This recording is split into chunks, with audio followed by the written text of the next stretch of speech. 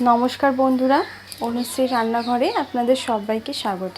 চলুন শুরু করি আমার আজকের রেসিপি। আজ আমি আপনাদের সঙ্গে শেয়ার করব একটা পকোড়ার রেসিপি। খুবই সাদাসিধে আর খুবই সিম্পল একটা পকোড়া রেসিপি, শীতকালে যেটা সবাই খেতে পছন্দ করে, ধনে পাতার পকোড়া। এই পকোড়াটা যেরকম ডাল দিয়ে ভাতের সঙ্গেও যেমন অসাধারণ খেতে লাগে, সেরকম সন্ধ্যেবেলা স্ন্যাক্স হিসেবেও খেতে খারাপ লাগে না চায়ের সঙ্গে। তো চলুন প্রথম থেকে শেষ অবধি ভিডিওটি স্কিপ না করে পুরো ভিডিওটি দেখার অনুরোধ রইল। সবার প্রথমে আমি এখানে 100 গ্রাম ধনে পাতাকে কুচিয়ে নিয়েছি।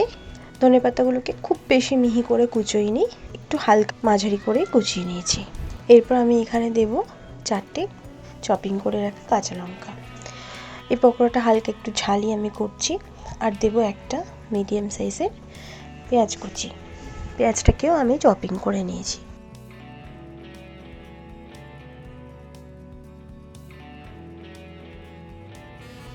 পেঁয়াজ আর লঙ্কাটা দেওয়ার পর আমি এখানে দিচ্ছি 1 চামচ পরিমাণে নুন। নুনটা অবশ্যই নিজেদের স্বাদ অনুযায়ী এখানে দেবেন। দেব 1/2 চামচ পরিমাণে হলুদ গুঁড়ো। আর দেব এখানে 1 চামচ পরিমাণে কর্নফ্লাওয়ার। কর্নফ্লাওয়ার দিলে একটু মুচমুচেও হবে, আর কর্নফ্লাওয়ার কোনো পকোড়াতে দিলে তেলটাও একটু কম টানে পকোড়াতে। এরপর আমি এখানে দিচ্ছি 3 চামচ পরিমাণে বেসন। আর দেব এখানে 2 চামচ পরিমাণে ময়দা। আমি এখানে চালের গুঁড়ো দিইনি, আপনারা চাইলে চাল গুঁড়োও দিতে পারেন। ভালো করে সব উপকরণ মিক্সড করে নেব।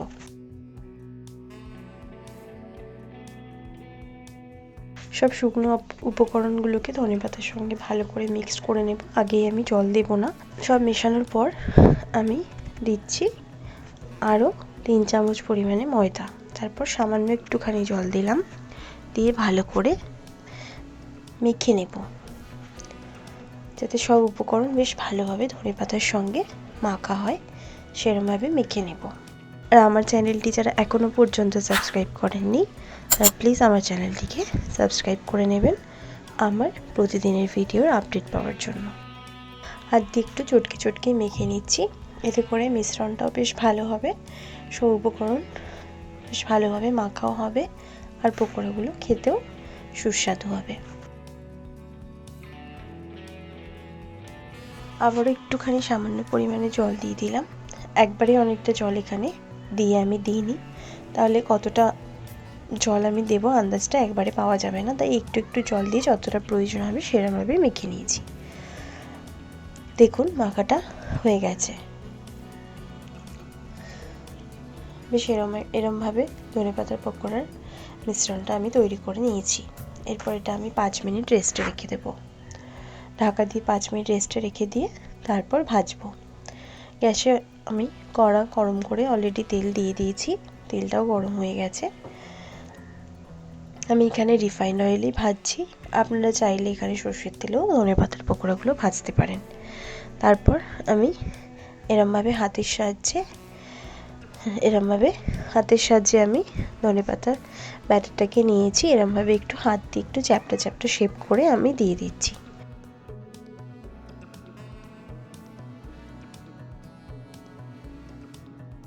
গ্যাসের ফ্লেমটা এই সময় লোতে রেখে আমি পকোড়াগুলোকে ভাজবো। গ্যাসের ফ্লেমটা একদম লোতেই আছে, এতে করে পকোড়ার ভেতরটাও বেশ ভালোভাবে কুক হয়ে যাবে।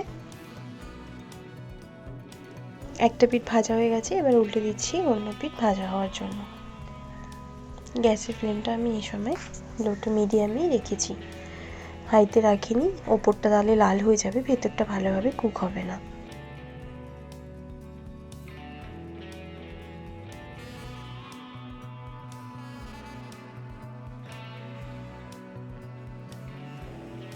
দুটো পাশ এরমভাবে আমি গোল্ডেন ব্রাউন করে ভেজে নিচ্ছি।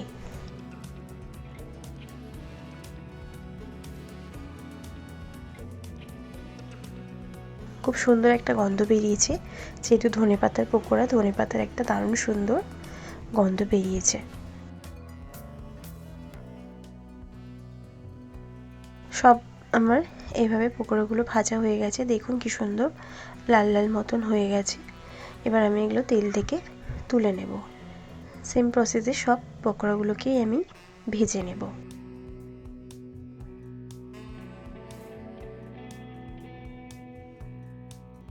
সব পকোড়াগুলো আমার ভাজা হয়ে গেছে, আমি এবার সার্ভ করে নিচ্ছি। গরম গরম এই ধনেপাতার পকোড়া ডাল দিয়েও যেমন অসাধারণ খেতে লাগে, সেরকম সন্ধ্যাবেলা স্ন্যাক্স হিসেবে চায়ের সঙ্গেও অসাধারণ লাগে। অবশ্যই আপনারা এই রেসিপিটি বাড়িতে এরমভাবে ট্রাই করে দেখবেন, আশা করছি ভালো লাগবে। ভালো লাগলে লাইক শেয়ার করতে ভুলবেন না, কমেন্ট বক্সে কমেন্ট করে জানাতে ভুলবেন না রেসিপিটি কেমন লাগলো। ভালো থাকবেন, সুস্থ থাকবেন, ধন্যবাদ।